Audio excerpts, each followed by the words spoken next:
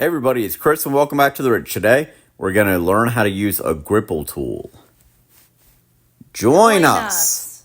Sweet Maple Ridge Farms. Come on down, everybody. Go! Alright, here's how to use a Gripple tool. Here's the Gripple tool. Here's your Gripple. We're putting up some mainline wire.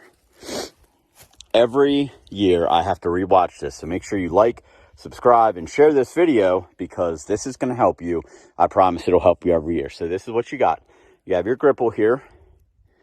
It goes around the tree, and you have your loose end right here. All right, so watch this.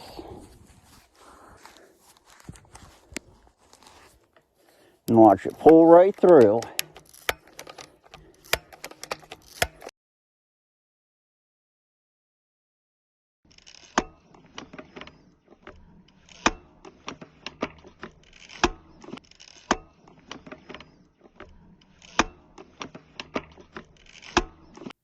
So anyway, that's it. That's the video. If you want to continue learning how to rely less and create more from high atop the Allegheny Plateau, please like and subscribe. And we'll see you next time out on the Ridge.